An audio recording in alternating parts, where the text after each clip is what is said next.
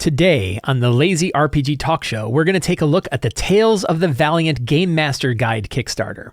We're also going to look at the Level Up Advanced 5e Gate Pass Gazette Kickstarter and how this could be very valuable for you, even if you're not that interested in the Gate Pass Gazette itself, but this is a really great way to get involved in A5e.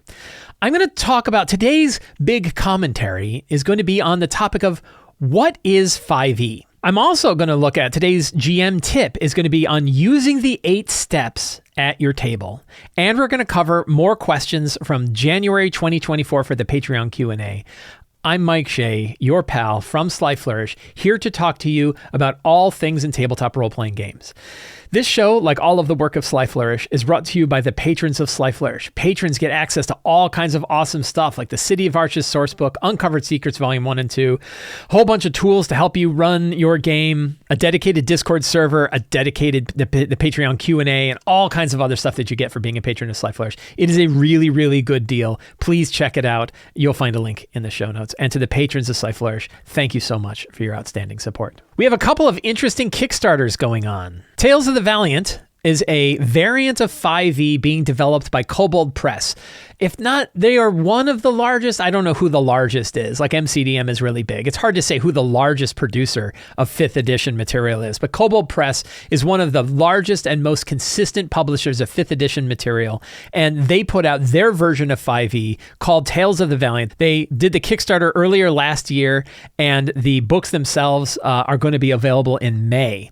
They had 10,000 backers for that Kickstarter, and now they are running the Tales of the Valiant Gamemaster's Guide Kickstarter. The number one thing I want you to understand is this isn't an example of Kobold Press saying, well, we were going to do a 3-book set, but we're going to make you do another Kickstarter for the 3rd book. The first 2 books can run all of Tales of the Valiant on their own. This is much more like the old school style of the Game Master's Guide being GM advice, advanced GM advice. It doesn't, for example, include magic items in it. If it does, I think it includes like some artifacts, but it isn't a core book. It is a book that helps game masters run their games more effectively. It is still a very good book. And I guess another point I should make is I helped write this book. I wrote a bunch of different sections for the Game Master's Guide for Tales of the Valiant. So I am I'm definitely a biased agent in this. I'm pretty sure I'd have bought it anyway. I've bought lots of other Kobold Press stuff that I didn't write for, so I almost certainly would have bought it. But I did write a bunch of sections in here. And if you look at the table of contents, I don't think it will be hard for you. If you followed any of the work that I do, I don't think it will be hard for you to figure out which sections I wrote for Tales of the Valiant. But it was really good. It was really exciting to write. I was very, very happy to do so. And it was a great privilege to be able to put my material in this book. But this book is definitely, you could almost call it like the advanced Game Master's Guide, because the core books are going to have enough material on them that they don't. Apparently, like Kobold Press has been getting hit all the time. Like, why are you trying to sell me a 3rd book? Now, I also don't know exactly what you're complaining about, because it's not like you'd have gotten this one for free. You'd still have had to pay for it in the other Kickstarter too. So the fact that, I guess shipping would suck, right? But generally speaking, if you're going to buy 3 books, you're going to buy 3 books. Should you buy it? Of course you should buy it. I wrote for it. Why would I tell you otherwise? Do you need it? No, you don't need it. But it still has a lot of really interesting things. They have a free downloadable preview, and when you click it, you just get it. Thank you, Kobold Press. Thank you for look, I didn't have to put in an email address or anything. I get my Tales of the Valiant Game Master's Guide preview. So great big book, lots of sections. It's funny because I looked at the outline here and it's like, oh yeah, this is all good. Yeah, it's not bad. And then I was like, oh wait, there's a whole other page of stuff here. All right, so it's got lots and lots of different things that are going to be included in this book, and a lot of exciting optional rules, lots of different ways to run your game. You can see like, hey, there's a section here on secrets and clues. I wonder who wrote that. So it was really exciting to write about. If you want to hear more about the specific stuff that I wrote for, I was on with Kendo, who is the community manager, or I guess the video manager over at Kobold Press, had an interview with myself and one of the other authors, and I will link to that in the show notes. It was a really fun hour-long conversation where we talked about what we did and how we came to it and stuff like that. I talked about like the minion rules that I wrote for here. I did the building expanded the combat encounter expanded section. There's already combat encounter guidelines that are going to be in the Monster Vault, which I wrote. That part of it, I didn't write the Monster Vault. I wrote that section of the Monster Vault. And I wrote the expanded version of that. So both of those are in there. Encounter templates, settings, and terrain. I wrote those sections in there. A few other stuff that I wrote. So about 10,000 words of this book are mine. And I am all over it. I actually got the collector's cover because I was like, ooh, I think it'd be really fun to have the collector's cover. It is kind of neat that they have, look at it. The art is great. Look at the art. Man, good stuff. They have monster templates. And I was just doing my video on Forge of Foes, and somebody said, oh, did you take the monster templates from Forge of Foes? I didn't write this section. This is an example of how people can come from different angles and write different things. I had nothing to do with the monster template section, but I'm not surprised it's there because I think it's a really good idea. And you will see that, like, how do you make a skeleton? How do you make a zombie? How do you make these other things? I hope they can expand on this significantly to offer lots of different ways to make your monsters bigger. They have a Dragon Lich template, for example, and then stat blocks that exist there. Hey, my mom is on. Hi, Mom. It's nice when my mom shows up. So looks really cool. I'm excited about it. They're doing a lot of promotion for it, a lot of videos on it, and you can take a look at the table of contents to see it if it is the book for you. Again, this kind of gets into my whole topic that I think it's really interesting that 5e is going to have all of these different things coming from those other sides. So if you are diving deep into 5e and you want to see lots of stuff, there's lots of different books that you can get now. We're going to have like 4 different GM guides by the end of the year that are like big. I don't know if this one's coming out by the end of the year. This one might take until next year, but we're going to have 4 different GM guides. That's pretty substantial. And we can pick and choose the stuff that we like from whatever books we like, just like we do with our monster books and just like we do with other stuff. So that's very cool. I'm excited for that. Meanwhile, on another variant of 5e that's coming up, I had this big discussion. I had it online about 5e isn't D&D, that D&D is one branch of lots of versions of 5e. And people are like, no, you're wrong. 5e is in D&D. And I'm like, well, what about Level Up Advanced 5e? And they're like, well, that's based on D&D. I'm like, no, it has their own SRD. And they're like, right. But like we do have all these new versions of 5e that are coming along. And from a practical standpoint, they're all separate and they're all different. And we can use whatever parts of them we want. And I think that's fantastic. I think it's fantastic. If you're not into 5e, that's cool, right? You don't have to be into everything. I'm not into everything, but I love 5e, and I'm totally happy to have this giant library of different sets of material coming in for 5e. One of which is the Gate Pass Gazette. Gate Pass Gazette is all of the monthly stuff that EN World Publishing publishes for Level Up Advanced 5e, their variant of 5e. All of it fully compatible with 5e. And they package it all together into one big book. That's great. And I backed it because I'm like, hey, I want that because it has tons and tons and tons of stuff in it. And that's really great. All the stuff, 30 exploration challenges, 29 archetypes, 14 cultures, 5 heritages, 10 backgrounds, 3 destinies, 4 feats, 3 combat traditions, 14 magic items, 20 monsters, yada, yada, yada. Tons and tons of stuff you get. But what's really valuable about this Kickstarter is I think it is probably the most cost-effective way to order physical copies of the Level Up Advanced 5e books that you want. Because you can order them you can order them all as add-ons in this, and that these books go out of print. So they go out of print and they're not always in whatever warehouse you're in. So the easiest way to get your physical versions of the Level Up Advanced 5e books is to back one of their Kickstarters and get in here because they're doing big batches of them at a time. And you can kind of pick all the ones that you want and get them shipped to you as part of that Kickstarter. It means you may have to wait. It doesn't, it's not the same as going to their store and ordering it and having it, 3 days later. It might take time. But if you're in an area where it's the cost for shipping is really, really high, or they're out of print and you can't get them, or something else, this is a good way to be able to order a big chunk of their books and get them all at once. You can order 5-6 hardcovers from them in one big batch and probably pay the least shipping you would have to pay. So really neat stuff. This is the second Gate Pass Gazette. They did another one. I actually ordered both because I don't think I have the original Gate Pass Gazette. So, and I'm a sucker for this kind of stuff. I love to get supplementary material. But yeah, here you can see where you can order like the PDF collection, 90 pounds, which is like $120 or something like that.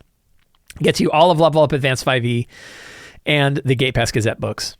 Or even $150 for all 10 products, which includes like the Dungeon Delver's Guide and all sorts of other stuff in PDF. But then you can also get the physical versions, the big physical version package. This looks like 200 pounds because you all the PDFs and the physical books for all of Level Up Advanced 5e, Trials and Treasure, Monstrous Menagerie, plus the Gate Pass Gazette books, or then all of the books, including like To Save a Kingdom, the Zeitgeist, all the other stuff. You probably want to, and look, it comes with cards and a GM screen. That's kind of neat, but that's pretty costly, right? What's that? 400 pounds, which is like $500. That's a lot to spend on an RPG. I get it. So pretty neat. And I'm excited for it. I will say the more I have dove into Level Up Advanced 5e, the more interested in it I am. That I cooked it slow in my brain. That I started with the Monstrous Menagerie because I knew Paul Hughes had written it and I liked it very much. And I used it and it was my favorite product of 2022 at the beginning of 2023, right? When I did what's my favorite product of the previous year, the Monstrous Menagerie was my favorite product because I loved it as a monster book. Now I have been diving a lot into Trials and Treasure, which is their GM focused book, their version of like a Game Master's Guide. And I love that book too. Like they're really, really good. It has the exact stuff I would want the book to have and none of the stuff that I don't. And it's got really, really good ideas for this. I did a spotlight of it previously. So you can take a look at that spotlight. But even after having done that, I dove into it more and more. And now I'm just starting to dive into the actual Adventurer's Guide with an intention of seeing if my players are interested in running with Level Up Advanced 5e instead of 2014 D&D for our next campaign. So I want to try that out and see what that's like. And now I'm starting to dive into that. But so far, I really like that book too. And I've talked to many people who really like that book. It's got lots of really interesting stuff. I have the Dungeon Guide, the Dungeon Delver's Guide. It's been sitting on my shelf for a long time. And I just, I've been very busy and I really haven't. Paul Hughes wrote this one too. And I really haven't dove into this as much as I would like to as well. But I have high hopes and high expectations for that as well. So I really feel like this Kickstarter in particular is a great way to dive into Level Up Advanced 5e, in particular, get probably the best rates that you're going to get on shipping for the physical versions of the books, which are great big meaty books that are shipped all over the world. So check out the Level Up Advanced 5e Gate Pass Gazette Annual in the show notes below. I don't even know if they're below. I don't know if the notes are below. I don't know where your notes are. I'm not the boss of your notes. You can put your notes wherever you want, but wherever those notes are, they will probably have a link to that. What is 5e? What does 5e mean? When we talk about 5e in the world of tabletop role-playing games, I don't know that we all have a good understanding of what 5e actually means. So in this video, I'm going to talk about what 5e means, where it came from, how it's changed, and what it means for our games now. I have two goals for this video. Goal number one is if you are new to D&D, if you are new to tabletop role-playing games, and you are seeing things like something being 5e compatible or that something is 5e, what does that actually mean? What does it mean in your relationship with playing D&D or playing other tabletop role-playing games? What does that mean? And I also want to talk about it from the point of view of existing TTRPG hobbyists, those of us who have been playing this game for a while, to understand what 5e means today and how that has changed from what 5e has meant in the past. So those are the two real goals that I have for this video. And this actually came because recently the Tales of the Valiant Gamemaster Guide had Tales of the Valiant Gamemaster's Guide 5e. And some patrons of Sly Flourish said, what does that even mean? They were confused by the fact that it said 5e because they said, I thought this was a Tales of the Valiant Gamemaster's Guide. Is this just a general 5e Game Master's Guide? And that led to a discussion of, well, what does that even mean? Isn't Tales of the Valiant 5e? Is it a different thing than 5e? Is this for people? Can you use this with other variants of 5e? What does this all mean? So I thought this is a good example. Now, of course, the easy answer to why it says 5e on the end is search engine optimization. This is a way for Kobold Press to make sure that people find Tales of the Valiant when people aren't searching for Tales of the Valiant, but are searching for 5e.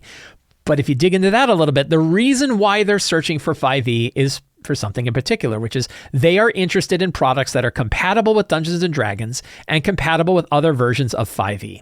And that's kind of what 5e means now. 5e means compatible with Dungeons & Dragons, the existing version of Dungeons & Dragons, which is the 2014 version of Dungeons & Dragons. We still don't know what the 2024 version of Dungeons & Dragons is going to look like, but we're pretty sure they claim to be 5e compatible as well.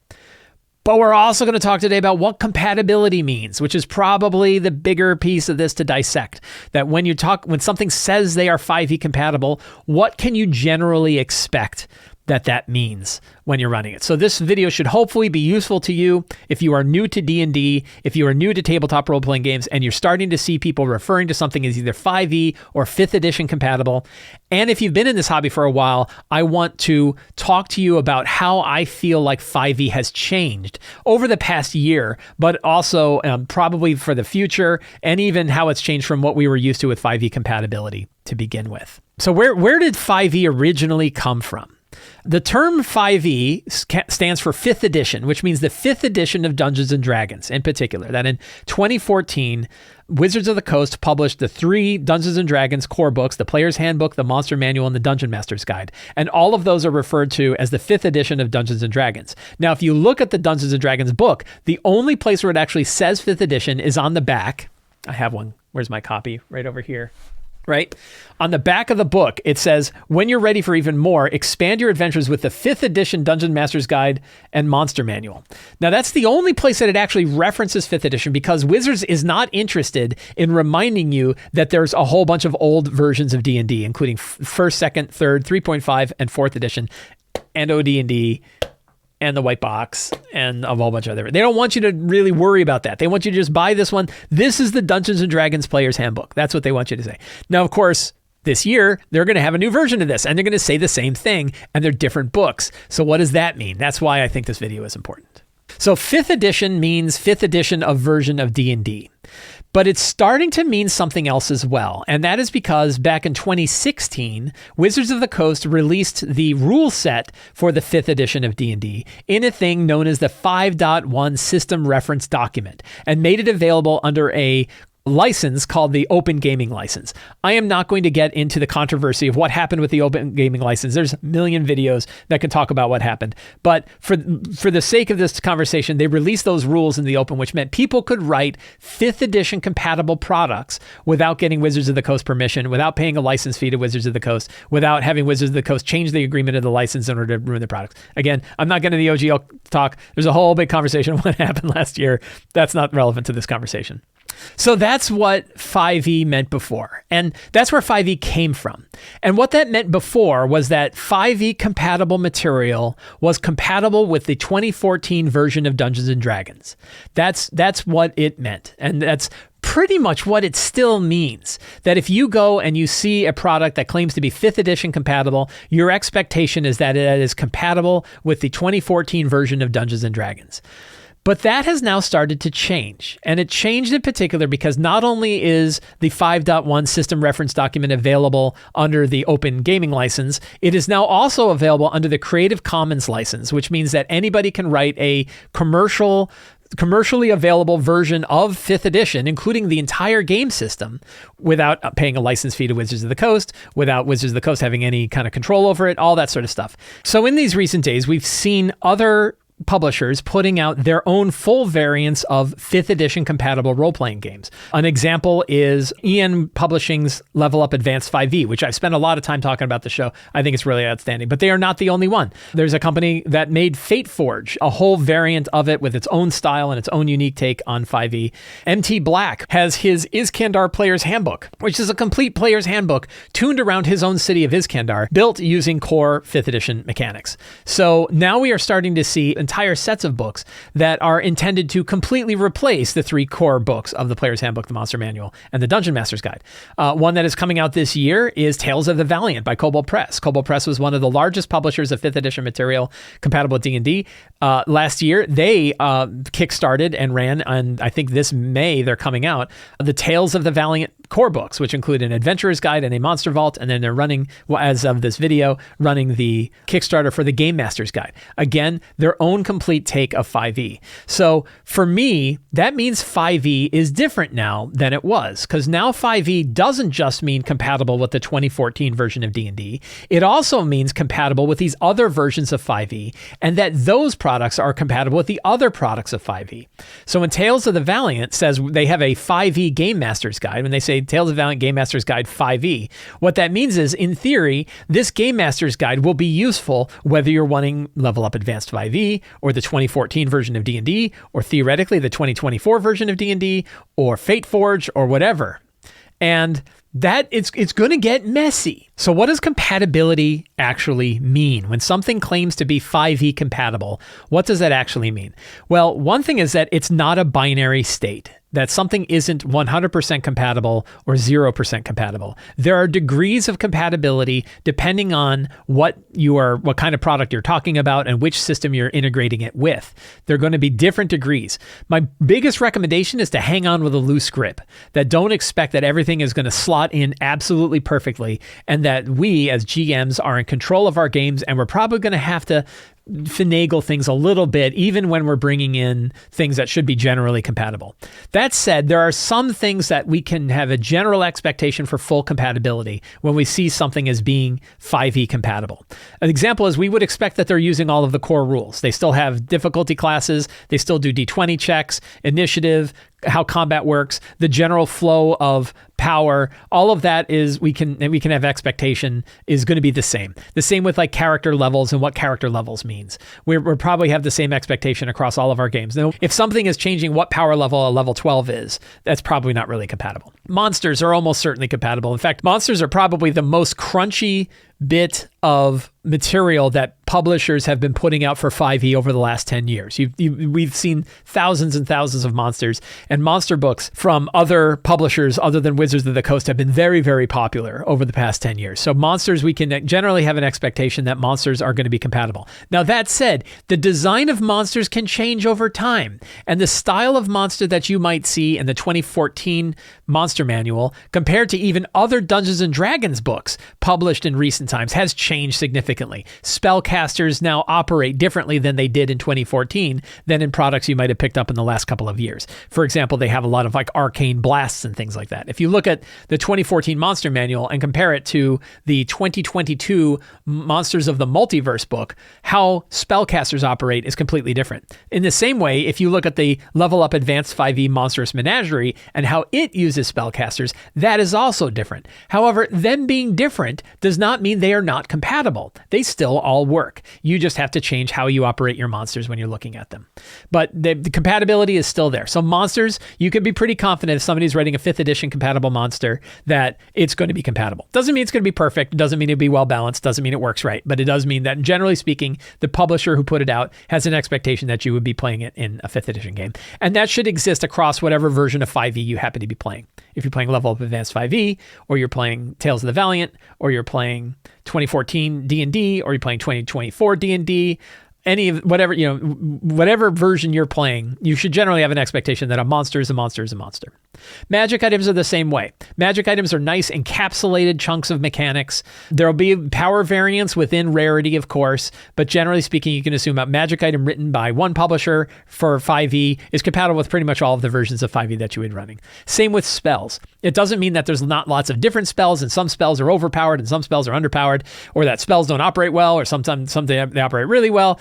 Generally speaking, if a book says that they are a 5th edition book full of spells, like Kobold Press's Deep Magic 1 and 2, you have an expectation that you'll be able to take those Deep Magic 1 and 2 spells and operate them in any of your 5th edition compatible games. 2014 D&D, 2024 D&D, Level Up Advanced 5e, Tales of the Valiant, Fate Forged, whatever variant you're running. Adventures.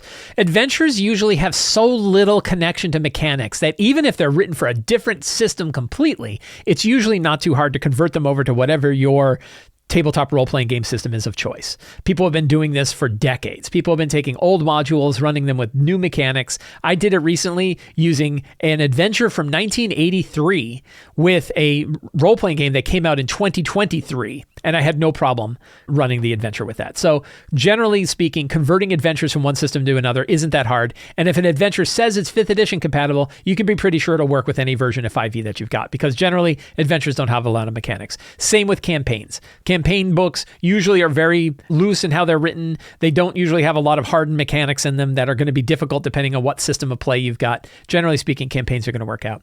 Conditions, another example of a mechanic. You can have an expectation that conditions in 5e are the expected conditions across other versions. However, some new ones are going to add some new conditions. For example, A5e offers a handful of other conditions, including like dazed and doomed and strife. So those conditions, if you're playing with dazed and doomed and strife, you shouldn't generally expect that you're going to find another 5e product that's going to refer to those conditions. Now, there's some stuff that's questionable with compatibility. New classes. There are definitely books that have brought in new classes. Probably those classes will work well alongside whatever classes you've got operating in whatever 5e variant you happen to be running, but you shouldn't expect a lot of cross-class stuff. For example, how do spells work? If you pick one 5e system that isn't using like the 2014 D&D spell lists and instead has its own, you shouldn't expect that some of those spells are going to end up on another class that it didn't even know about. So classes are going to be weird. Subclasses are going to be weird. Subclasses, not every variant of 5e handles subclasses the same way. Even 2014 and 2024 D&D seem to be operating differently in that there's going to be some kind of conversion required to take subclasses that were written for 2014 D&D to make them compatible 2024 D&D. So subclasses are one of those areas where you as a GM and you and your players are going to have to work to figure out how to take a subclass published in one material and apply it to the class that you have for whatever your system of choice is. Races, species, and ancestry. Recent books have gotten away from the idea of like a fixed race, like an elf and a dwarf and a halfling with just their stuff, and that their race and their ancestry and their species and their culture are bound up in one thing, and they're splitting that out. There's a book called Ancestries and Culture that's an entire 5e supplement that takes that idea of race and breaks it out into a much wider area where you can have elves that were raised by dwarves or a human that was raised by dragonborn. You can take and mix and match different traits of different species, different cultures, and put them together to really make your character more rich. Many of the more recent versions of 5e have grabbed onto this. Tales of the Valiant has grabbed onto this. Level Up Advanced 5e has grabbed onto this. And the 2024 version of D&D looks like it is also grabbing on. However, they're all doing it slightly differently, which means that if you find a race in an old book, there's not necessarily an easy way for you to understand how you're going to take that race and you're going to get it to work in whatever your version is. You're going to have to do some work there. So compatibility with race is going to be one of those areas. It might be that one, and subclasses might be the ones that you might clash with the most. Feats. Feats are being handled differently on different systems. That 2014 D&D and Level Up Advanced 5e handle feats one way. Tales of the Valiant doesn't even have feats. It has another name for feats. They're really the same thing, but they are also meatier than a feat is. And same way with 2024 D&D, the ones we have seen in the playtest right now show us that feats in 2024 D&D seem to be like the equivalent of 150% of the power of a normal feat, because they include a point bump in an ability score and a feat thing. So feats are going to be an area of compatibility that's going to be a little mucky. And then you're going to find that all of these systems have their own individual rule systems.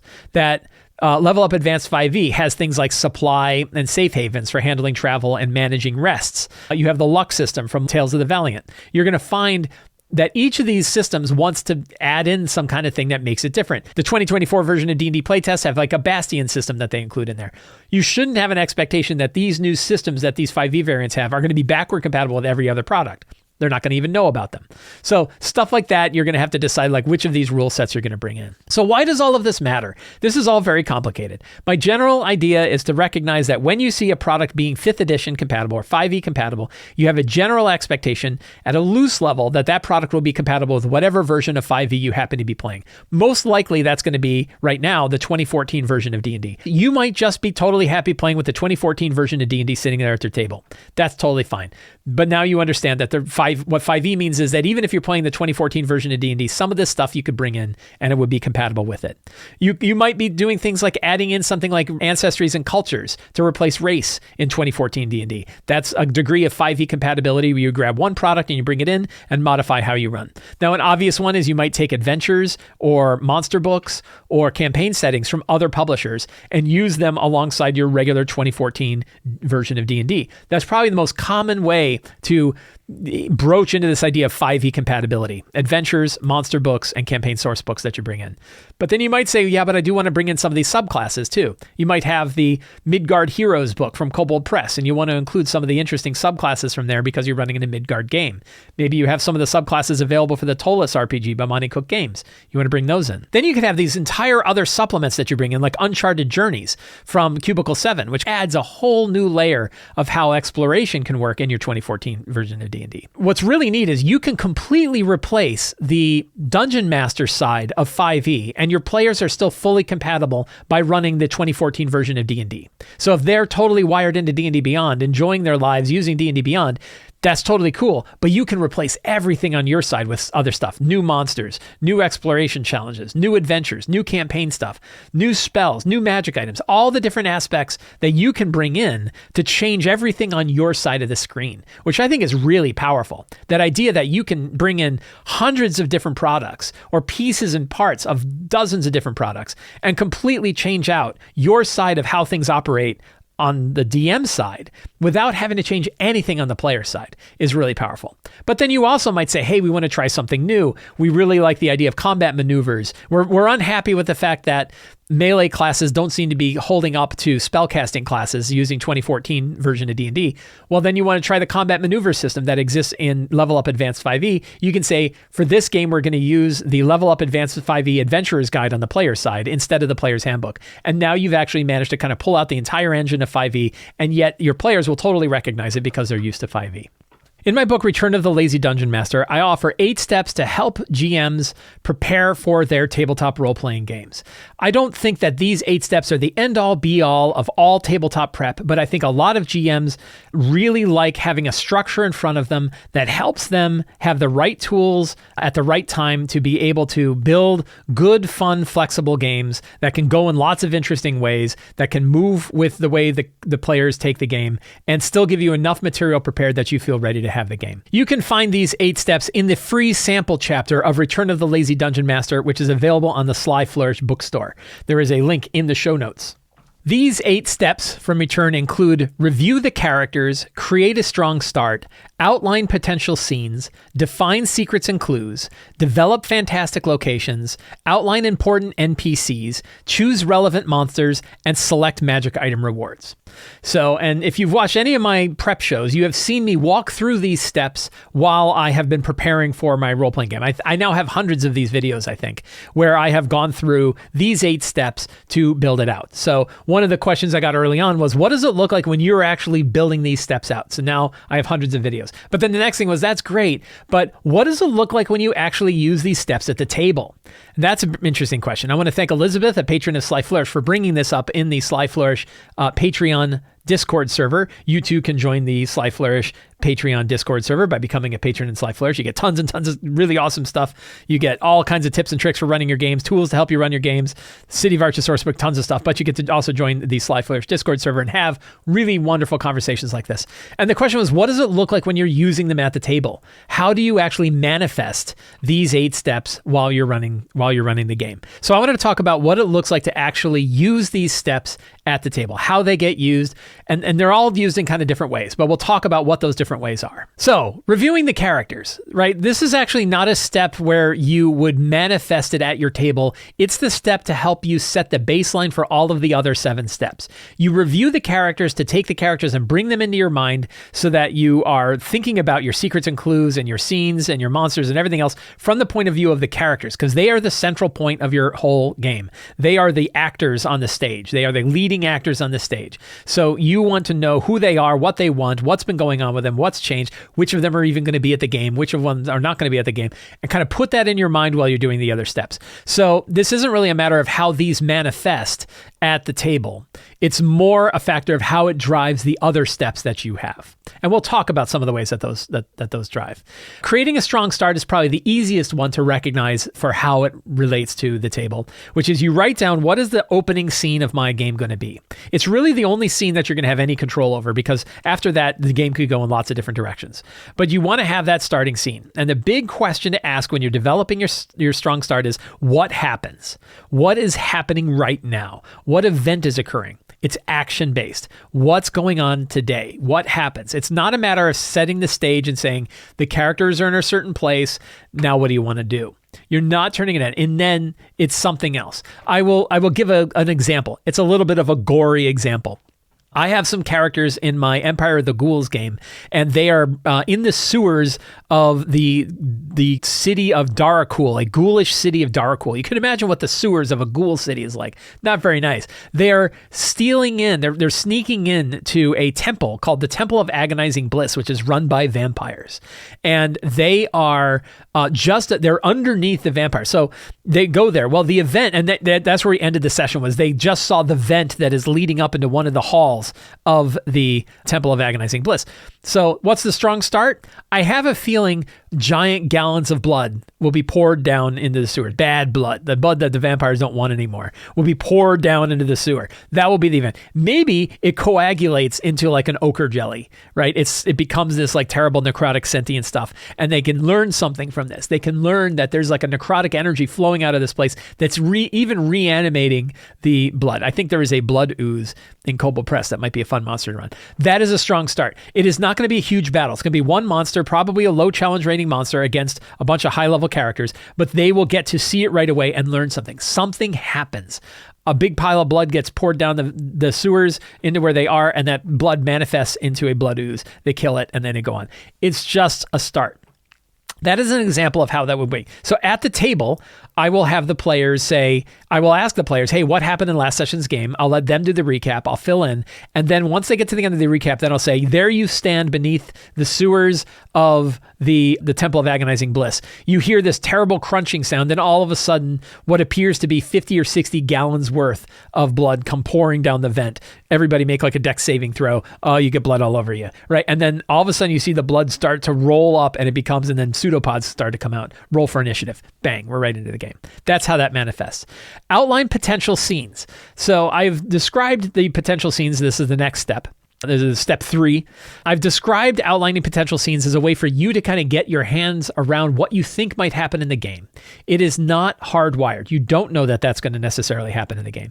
And you probably aren't going back to this during the game when you run it. This is another one to kind of just help you bound all of the things that you're getting ready for your prep. But during the game, you probably don't go back and read those scenes out. You might, if you get lost a little bit, if you don't know what was going on, or if you're offering up 3 choices to the characters and you want to remember what they are, then you might go back to your list and say, yeah, what were the 3 choices again? And you look at that and say, it seems like you have these 3 options ahead of you. So that would be how you would manifest at the table, probably at the end, but you're probably not referencing it during the game because you're on the roll while the game is going. So outlining potential scenes is not really a step that you would expect you are constantly referring to while you're running the game.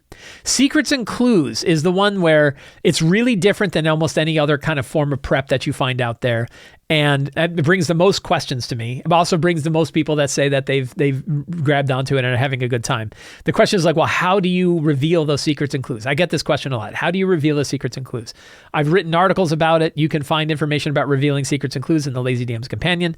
What is it? Just real quick, a secret and clue is basically a 1-sentence thing about some kind of information that the characters may discover in the next game. It could be all different kinds of things. It could be information about the boss. It could be movement of the various villains and what they're doing. It could be a bit of history. It could be something involving the characters. It could be any kind of information that you think is useful or interesting to the players that you can drop in. And the key is you are not defining where they find it. You get to drop in those secrets and clues depending on where they go, what they explore. It's a way for you to improvise information as the characters are exploring the game.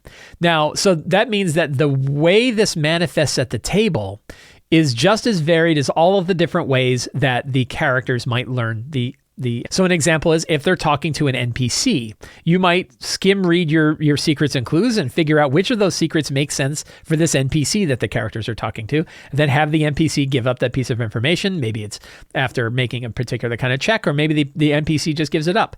Maybe the characters are exploring an area and they see a mosaic on the wall. I use this example a lot. They're exploring a dungeon. You see a colorful mosaic behind cobwebs. I use this in my game myself. You see there's a bunch of cobwebs. You go and you see a mosaic on the wall, and from the mosaic, you pick out that these 2 gods actually used to be a couple, but then one god made a terrible decision and the other god broke up with them. And you can get this from the mosaic, right? And now you've got like a couple of secrets and clues that you check off because they learned it from looking at the mosaic. They could pick up a magic item. Maybe they see some runes on the magic item. They read it and the runes tell the story of a certain thing. That could be a secret and clue. Maybe the magic item is intelligent and it tells them about something. That's a secret and clue. They check it off. Piece of jewelry that they find brings up a piece of history. You have them roll a history check. They roll the check. They succeed. They learn one of the secrets and clues. So it can manifest in lots of different ways. But you are, unlike scenes, which you're not really referencing during the game, secrets and clues is something that you would want to have in front of you and that you would be regularly referencing to ask yourself, are any of these clues relevant to anything that the characters are doing right now? Your expectation with secrets is that you're not revealing all of them, though. We have 10 because you want to have enough to know that you have enough to run a game. You're not expected to run all of them. Maybe I do about half. Usually about 5 secrets get explored. Then the next session, I mix and match my secrets and clues to figure that out. Develop fantastic locations. Again, the type of game you're running is going to tell you how fantastic locations manifest. If you are doing a dungeon crawl, for example, in my next Empire of the Ghouls game, I'm doing a dungeon crawl. They're going through the Temple of Agonizing Bliss. So for me, preparing fantastic locations means getting a map of the location, taking out a pen or a Sharpie, and writing on 1-sentence descriptions for each of the rooms that I think they might explore. Then I have that map in front of me. As the characters move, I can tell them what's there. So for me, my fantastic location prep is a list of the places that they may see in front of me, either on the map directly or maybe a bullet item list in my notes that tell me the different places and give me just enough information on that thing that I can then improvise other things that they might find there. I don't usually fill them out with a ton of detail. I usually only put 2 or 3 words. That's just enough. I might say alchemical lab, and then alchemical, that tells me it's an alchemical lab. And then I'm usually able to come up like, oh, there's beakers and there's weird copper tubes and stuff. And it looks very flammable, right? Stuff like that. You might also develop fantastic locations if you have more of an exploratory game or a game where they're going through a city. You might have a bigger description of a fewer number of places. And the way that would operate is when they get there, you would look at your notes and you'd say, oh, they're at the big bank. So what are the 3 aspects of the bank? Well, it has giant golden vault doors. It has huge statues of the people who forged the bank. And it's got iron protectors and iron traps that are around there. So then you use those to kind of improvise your discussion and your description of what the place is like. The players ask you questions and you can respond by the notes that you have there. But again, the expectation is that you're not keeping a lot of information for fantastic locations. So that's how that manifests at the table. Important NPCs. You don't know which NPCs are going to really come up, but you might have a couple of big ones. So you write down the NPC. The main thing I look for is a name. The name is the one aspect that I'm going to forget all the time. So I want to have that name in front of me. I want to have it solid. If they meet a new NPC and I improvise an NPC, I need to write them down because I will forget that name and I will break the connection of reality with the players if I can't remember the name of the guy they just invented. It takes this ethereal concept, makes it solid, and then makes it ethereal again. So that's not good. Write names down. From that name, I usually can just kind of improvise the rest. I'm actually I think I'm pretty good. I'm happy enough with my own skills, and my players keep coming to my table that I don't really feel like I'm deficient in this. I'm pretty good about role-playing NPCs with just a name. I think about what their motivation is. I can usually improvise that. Like, what would this person want? And I say, well, this is what they kind of want. Mannerisms, I just sort of go with the flow. I've offered different ideas for like taking an archetype from a movie. If you want to be like, oh, I'm going to be like, Kathy Bates in Fried Green Tomatoes is going to be one of my heroines. You can do that, and that works really well. Sometimes you just kind of riff off of it. If you want more, you can do more. If you have more trouble with NPCs, you can put more details in there about the kinds of things. What are the important things? I would definitely say keep it brief and keep it specific. So then when they meet that NPC, you might look at your notes and say, what are the important things that I need to get this NPC to come across? Now, remember, you don't need to tie your secrets and clues to NPCs, which means you can have anything that NPC might know. You don't have to write it down because you already have it in secrets and clues, and it might not be that NPC who tells it characters. Choosing relevant monsters. If you are expecting to have combat or have situations where they're fighting hostile monsters, what I like to do is I write down the names of the monsters that I think might show up, and I write a page number down or I link to a reference so that I can easily look up that monster's stat block. And I don't really do much more than that. I don't really figure out exactly how many are going to be there. I don't work about battlefield tactics. I don't set up rooms with tokens and get everything prepared ahead of time because I don't know if they're going to go there. So I just list out the monster. I put the page number down. During the game, the way this manifests is I will look down and say, oh, this is the room where you're going to fight the blood ooze, right? The big nasty blood ichor. So if you're fighting the animated blood ichor, animated blood ichor is on page 292 of the creature codex. I look, I find it, I open to page 292, I find the stat block. Sometimes it might be more detailed than that. If you have like a great big set piece battle with boss monsters and stuff, then I might list out like how many monsters, what their stat blocks are. I don't usually write down like a lot of tactics because I'm not really good at tactics. I don't really run tactics. For my games, this could be controversial and it's opinionated and you might totally disagree. I don't really worry about tactics on the monster side because I don't think the players care. I think the players care about their tactics and they're doing. Monsters are really there to like pile stuff on and make a challenge for the characters. That's not true for everybody. Some DMs really like the tactics of it. I used to in the 4th edition days. I don't so much anymore. So I don't really worry about the tactics. I will put interesting challenges in there. I'll have brutes up front. I'll have spellcasters in the back. I'll put guys in hard to reach places, whatever. I'll do all that kind of stuff. But I don't really worry too much about like writing down the turn by turn tactics of like what the monsters are going to do. I don't really find that very useful. So for me, the real big one is referencing the monster stat blocks. Like where can I find that monster stat block? So when it's time for me to find that monster, I can bring it out on the table. And that's what I look at when I'm actually at the table. I look and I go, oh, they're going to deal with some vampire spawn. What page is the vampire spawn? The vampire page spawn is on Monsters Menagerie, page whatever. I open the Menagerie and I got my vampire spawn. Or I'm going to say, oh, they're fighting the vampire priestess queen, right? The high priestess of the vampires, the matron mother of vampires. I'm probably going to reskin the boss vampire from Flea Mortals. That's on page whatever. And so I have Flea Mortals book, I have page whatever, and I can look it up. So that's how I use that at the table. Selecting magic item rewards, I usually have a bullet list of different magic parcels. I might do 2 or 3 different parcels. Usually they're horde level parcels. I have a random generator that I use. It's a tool for patrons of Sly Flourish where you can generate them, but you can also use tools like Level Up Advanced 5e's Trials and Treasure to generate a treasure parcel. You can use the 2014 Dungeon Master's Guide, but I usually get a couple of treasure parcels, and there's a lot of good online tools to build treasure parcels. I usually put 2 or 3 in there, and then when it makes sense that the characters would find treasure, I can just go to the parcel, and like a secret and clue, I can drop it in where I want. So I use that in the game by saying, they just beat a boss, or they just opened up a treasure vault, or there's some other reason why there would be some treasure here. I can go to that parcel, and sometimes I'll split the parcel up. Maybe if they killed a guy, it's not likely he's got 12,000 gold pieces on him, but maybe he does have that 1,7,500 gold piece gem hanging from a lanyard around his neck. So I might pick pieces of a treasure parcel that the characters pick up because I'm not too bent about making sure that they get everything in the parcel. All of this comes down to keeping a loose grip on how things go. We are using the 8 steps in order to kind of get the stuff in front of us that we wouldn't want to try to roll up or come up with during the game, but we aren't deciding exactly how that stuff is going to play out. We do not do like sequential lists of scene 1, scene 2, scene 3, scene 4 with all of the stuff in it because I don't know that that's where that's going to go. I don't know if they're going to take a left turn. So instead, I like to think about the 8 steps as we take all of these things that would come out in scene 1, 2, 3, and 4, and we shatter it out into its individual pieces. So we have treasure, monsters, NPCs, locations, secrets. We have all this stuff separated out. And then from these little dishes, we can then bring them together and build them out at the table. They are pre-prepared. They're like pre-cooked food being brought out to your hibachi grill, right? We have all of this stuff ready to go. We know what monsters we're going to think about. We have the page numbers for them. We don't have to go look them up. We have our treasure. We already rolled up the treasure. We know what we have going on there. We know what NPCs we've got. We know what secrets and clues we've got. We know we have all these things. And now we get to decide how to mash that up together for the particular game that's happening at the table. So I hope this is a useful way at looking at how the 8 steps can manifest at your table. If you have not heard of this kind of stuff before, please check out Return of the Lazy Dungeon Master. You can find Return of the Lazy Dungeon Master at the Sly Flourish bookstore. You can find a link to that in the show notes. Every month on the Sly Flourish Patreon, we run the Sly Flourish Patreon Q&A. Any patron can ask any TTRPG related question. I answer every question every Friday morning. I get my coffee and I come down to my beautiful office and I sit here and I go through all the questions. It's very relaxing and a lot of fun. And some of those questions I bring here to talk about on the show. Other ones become actual catalysts for new articles, new newsletters, or new videos on their own. Today, we're going to cover a few more questions. Event Horizon says, I'm currently rethinking my dungeon location design philosophy. I have always focused heavily on combat, placing a combat encounter in about 70% of the rooms.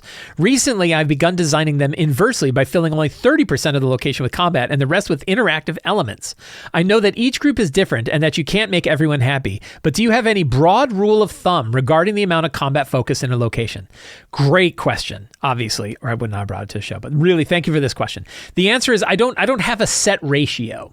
I believe, and I've talked about this before, I believe in understanding what the beats are of what's the current pacing and what are the beats like. And when I'm talking about beats, what I'm talking about is like high beats and low beats. Good things happen and bad things happen and good things happen and bad things happen. Now, when I say a bad thing, I don't mean characters dying. A bad thing could be getting in a big fight that's going to burn a lot of resources. Even if you're victorious, it was still tiring. It's tiring to the players. If they go in a 2.5 hour fight or an hour long fight or an hour and a half long fight, the players are a little tired by this. It was really fun and they loved it, I'm sure, but they're still a little tired. If you do another hour fight right after to that. Those are 2 downward beats.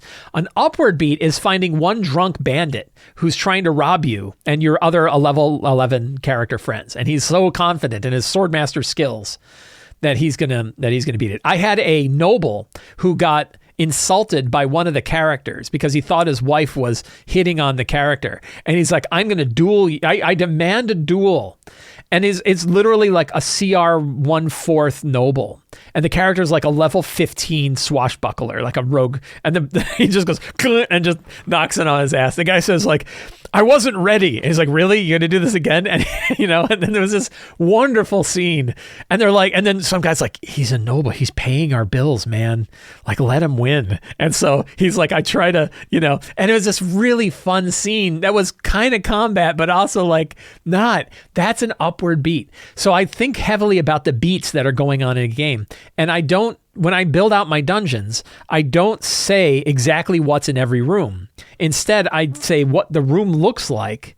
And maybe in my head, I have some ideas about what kind of creatures might be going around there. But I don't actually decide what's in a room until the game is going on. And it could be the circumstances in the situation that define who's in a room or what monsters are in a room. Or it could be based on whether or not I feel like what kind of pacing. I think it's time for a good fight. So I think they're going to fight some, the example I bring it up in Return of the Lazy Dungeon Master is sometimes you open a door and it's 3 drunken hobgoblins. 2 of them are passed out and one of them is busy robbing the other 2. Or you open it up and there's 24 hobgoblins working on their phalanx techniques, right? With a drill sergeant that's telling him, and there's a difference between what those 2 situations are going to be like. And there might be a time where it's really fun to walk in on the hobgoblins that are doing the phalanx techniques who have been waiting for the characters to show up so that they can use their shields to block each other, or the 3 drunken hobgoblins. So, different ways that you could do it. But I don't have a set element, but you are definitely on the right track with the idea of only filling in 30% because you can always fill in the other 70% with other stuff. I would even challenge you to not fill in any of them and instead have general ideas about what kinds of things might happen in any given room and then improvise what happens in those rooms as the characters are exploring it. That's probably what I would do. It is what I do in my own games and it's what I recommend. You can still prep what kind of monsters are going around and what situations are happening there. You can still figure that part of it out, but you can still move things around. Or you could say like, no, I'm still going to have like, I know that there's 3 mimics in this room. Like I've definitely done that, but I usually only like fill out a room right before I know that the characters are going to bother to wander in that room. Otherwise I tend not to fill in rooms that I don't know the characters are going to go to. Really good question. Thank you for that. Alex W. says, I'm a forever DM who has only ever experienced the blessing curse of running games with my groups who have never played TTRPG before. That's really cool. I want to be as welcoming as possible, but I can't ever get anyone to take the time to read the rule book, and I feel like it's really holding us back, especially with complex things like traveling and leveling up and spellcasting. Do you require your players to read the handbook? Should I? Or is it worth just pushing forward and keeping it rules light? At what point is it their responsibility to spend their own time reading the rules? Really good question, and you're going to get lots of different opinions from me. And you asked me, so I'm going to give you my opinion. But I guarantee you're going to get everything from it's the player's responsibility to read the rules, kick them out if they don't. That would be on one side too. Dude, in our social media phone age, no one reads anyway. So you're going to get what you get, and you're going to get that far extreme. I think it is certainly worthwhile to talk to your players and ask them to at least read the sections of their characters. Like spend that time. Ask them to do so, but recognize that they might not always do it. If you find that there are players who are being really laissez-faire about it and it's hindering the game, it could be worth spending some time outside and asking them. I'm really lucky that the players that I have are they definitely read their stuff. But in my recent games where I've been bringing in a lot of different books, some books that only I own, I can't have the expectation they're going to read it because they're there at the table. So they don't always have everything. So I would go with a degree of flexibility. You can do a little bit of both. Talk to them about the benefits of reading the section. If you find them getting hung up on like spell descriptions and other things, there are things you can do to recommend them. Like, please read your spells. I will let you know when your turn is coming up. If you have an idea about what you're going to cast, please go read the book on what you're going to cast. A lot of times I'll see players that want to cast a spell and they only know half the spell. They don't really know, like, I'll say something like, well, how many targets is that? Or is that last a full round? Or is that only last to the end of next turn? Or is that a save at the end of every turn? Or none? And they're like, oh, I don't know. And they have to go look it up. So it definitely is worth like reading up on the book. But I would recognize that like also like there's a degree of Certainly, certain players are bringing different amounts of their energy and their effort to the game, and we have to be conscious of that too. We're almost always pouring more effort into the game than players are, almost always. And we have to recognize that for some, they just want to go there and hang out with their friends, and they're not really looking to like read a textbook. So we have to kind of play that by ear. But I think it is worthwhile. Do I require it? No. Would I suggest it? Absolutely. Would I offer them suggestions like, hey, whenever you put down a power or a spell, write the page number down of the book so you can look it up easy. Like that's one of my, short of take notes during the game, that's like my number 2 suggestion for players is when you're putting your character options on your sheet, write down your page numbers. But I think we have to be flexible with it. And I think if you are going to ask players, if you can ask particular players, meet them one-on-one, talk to them, try to talk to them in person or on voice or in video, and tell them the importance of reading the book and how that will help make the whole game better. Dan M says, a question regarding puzzles. I love puzzles. Spoiler, I don't love puzzles. I'm not necessarily a big puzzle guy, neither am I, but I see the value and fun they can pose for players. I bet they're not as fun as you think. How do you balance player versus character knowledge when, as a group, they try to solve the puzzle? For instance, a character might be a barbarian with a negative modifiers on int and whiz, but the player playing the barbarian might solve it at the table. For the story, does it make sense that the dim-witted tanks solved an intricate puzzle, or do you measure their attempts with DC-based skill checks for hints and or successes? I would use the better of either. In other words, if the player succeeds on the puzzle, I don't care that their character had an int of 8. They still succeeded. And it's up to them to role play why they were good. Are they an idiot savant? Right? Are they just really good at this kind of thing? Maybe it just turns out that or they lucked into it. They stumbled and bumped into it and then the puzzle goes. I think it could be really fun to have characters that don't have the stats succeed at a puzzle because the player did. Likewise, I would not make players solve it themselves when they could roll a check and succeed. So that way you have 2 possible solutions to the puzzle. 1, they actually figure it out. 2, they roll well and figure it out. But it still brings up the problem with puzzles overall. I'm thinking of my puzzle soapbox. But real quick, one issue I have with puzzles is why is the puzzle even there in the first place? Right? Like, again, I'll pick on Baldur's Gate 3. Baldur's Gate 3 has this scene where you go to a bank vault and they're like, oh, it's this super secret vault. Nobody can get in here. All you have to do is step on these 9 tiles in the right order and the vault door opens. And you're like, who puts a bank vault where you can step on tiles and open it? How about a key? How about magical protections? Right? Why would you have... I said, like, it's like locking your door with a Sudoku. Right? Like, who's going to put a Sudoku on their front door and be like, oh, nobody can get in here. Oh, crap, someone figured the Sudoku out and came and took my TV. Right? Like, that's just dumb. So a lot of times when you're hiding something behind a puzzle, it just doesn't make sense. It's rare for a puzzle to match the story that's going on the game, which is why I'm not crazy about it. But also, they can also be kind of railroady that you have to solve the puzzle in order to move the story forward. Now, you could do things like, well, how about you just bash it, right? Just break the door down with a big hammer, right? Or, you get other information, or you have a successful DC check. But it's pretty easy for a puzzle to end up as a roadblock when they roll. Because what if players don't figure it out as a puzzle and they roll crappy on their DC checks? Now what do you do? Right? Is the game over? They die, they all starve to death?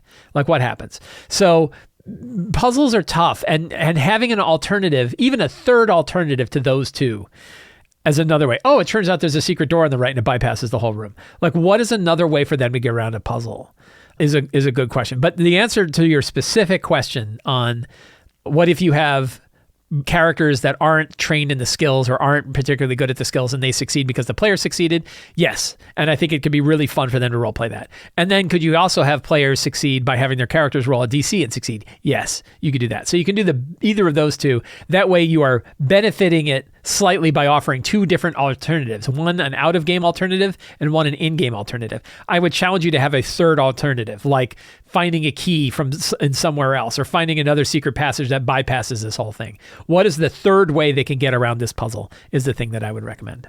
Friends, I want to thank all of you for hanging out with me today while we talked about all things in tabletop role-playing games. If you enjoyed this show and you like the work that I do, the best way to keep up with all of the stuff that I do is to subscribe to the Sly Flourish newsletter. It is absolutely free to sign up.